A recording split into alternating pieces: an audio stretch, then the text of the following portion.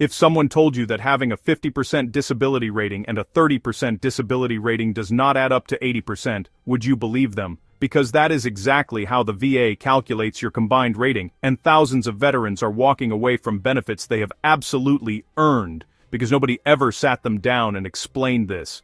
Today we are breaking all of it down, no fluff, no confusion, just the truth about how combined ratings actually work, and what it means for your monthly check. Stick with me here, because by the end of this video, you are going to understand something that most veterans going through the claims process never figure out until it is way too late.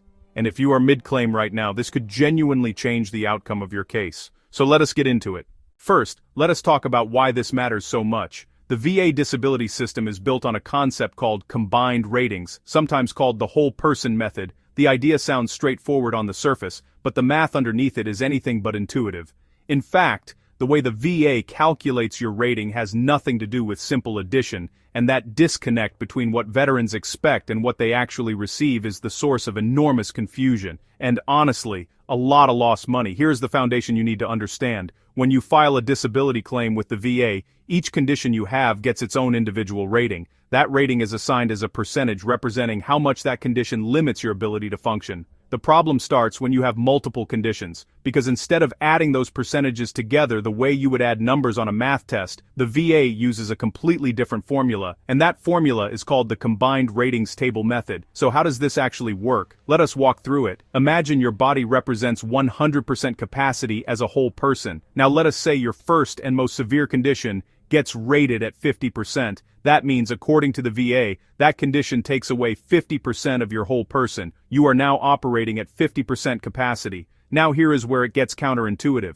When your second condition comes in, the VA does not take that second percentage away from 100. Instead, it takes the percentage away from what is remaining. So if your second condition is rated at 30%, the VA takes 30% away from that remaining 50%, not from the original 100.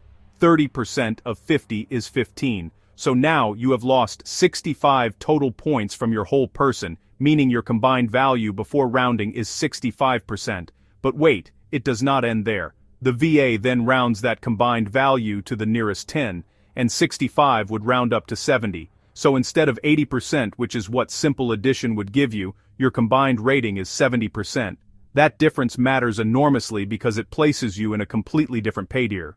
On average, the monthly compensation difference between a 70% and an 80% rating is several $100s every single month for the rest of your life. That is not a rounding error, that is real money.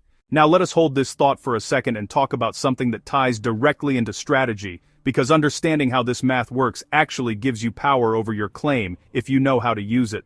And if you want personalized help understanding your VA benefits, increasing your rating, or avoiding another denial, don't do it alone. Join our private community, Veteran Benefits Blueprint. It's where I break everything down even more step by step, answer questions directly, and give you more knowledge and tools that have helped thousands of veterans get all of the benefits they've earned. The link is in the description box below. I'd love to see you on the inside.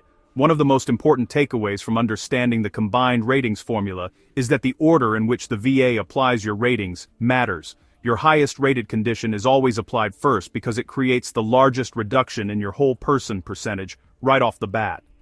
Then each subsequent condition is applied in descending order.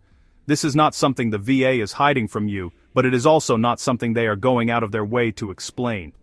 Knowing this helps you understand why fully documenting all your service-connected conditions, even those with lower ratings, can add up over time. And if you're a veteran who's been denied or stuck waiting years for results, click the link in the description box below.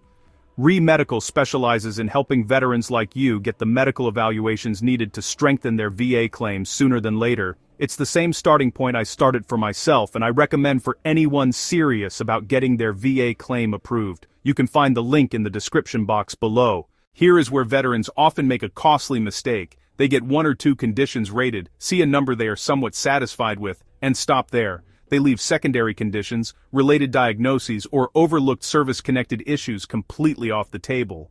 And, because of how the combined ratings formula works, adding even a smaller rated condition can push your overall combined value up enough to cross into the next rating tier. That tier jump can mean a significant difference in your monthly compensation, especially once you factor in the difference between what the VA pays at certain thresholds versus others. Now I want to talk about a number that gets thrown around a lot in the veteran community, and that number is 100%. You have probably heard veterans talk about reaching 100% combined, and you may have assumed that just means having enough conditions rated to total 100% when added together.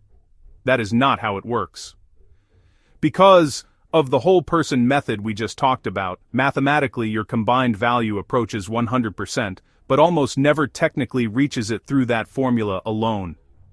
The VA acknowledges this, which is why there's also something called total disability, based on individual unemployability, commonly known as TDIU, which allows veterans to receive compensation at the 100% rate, even if their combined rating does not officially reach that threshold. But that is a deeper topic for another video. What I do want you to take away right now is this: chasing that 100% combined rating through accumulation of conditions is both a valid and a strategically sound approach, because every new legitimate service-connected condition you get rated adds something to your combined value, and enough small additions can absolutely push you across critical thresholds. Let me give you another layer to this because I want you to really feel why being thorough in your claim matters. The difference between a 60% combined rating and a 70% combined rating is significant. The difference between a 70% and an 80% is even more significant. And the difference between 90% and 100% is one of the largest jumps in the entire compensation schedule. So every condition counts, every piece of evidence counts, every nexus letter, every buddy statement, every medical record that connects your condition to your service is a brick in the foundation of your claim. Veterans often underestimate what qualifies for service connection. Secondary conditions are a perfect example. Maybe your primary service-connected condition is a knee injury. Over time, the way you walk to compensate for that knee has caused hip problems. That hip condition may very well be service-connected as a secondary condition to the original knee injury. That is another rating added to your combined value, and so the picture starts to grow. Mental health conditions are another area where veterans leave significant ratings on the table. PTSD, anxiety, depression, and related conditions are among the most underreported and underclaimed conditions in the system, yet they are also among the most significant when it comes to combined ratings, because they often carry higher individual ratings that feed directly into your combined value. If you are experiencing mental health challenges connected to your service, and you have not filed, you need to seriously consider doing that. And if you want the proven roadmap to maximize your VA benefits, increase your rating, or avoid another denial, join our Veteran Benefits Blueprint private school community. The link is in the description below. Now, let us talk about what you should actually do with everything we have covered. First, pull up your current rating decision if you have one. Look at the individual ratings assigned to each condition. Then think carefully about whether there are conditions you have not yet filed for. Write them down. All of them. Do not filter yourself at this stage.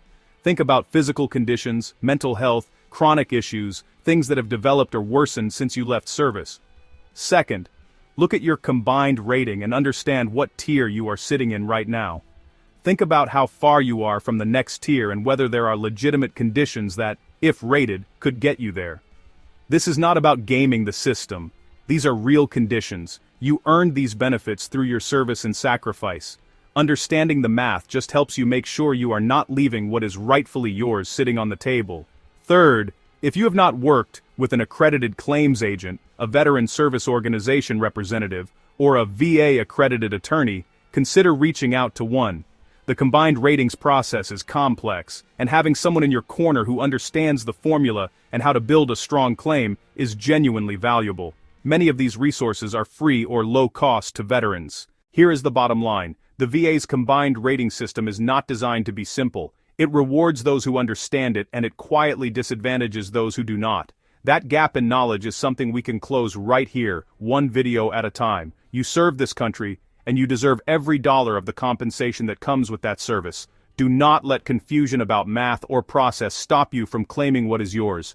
If this video helped you understand something you did not before, share it with a fellow veteran. Someone in your circle right now is mid-claim and needs to hear exactly this. Drop a comment below and tell me where you are in your claims process. I read every single one. And subscribe because we have more content coming that will help you navigate this system with confidence. You deserve nothing less.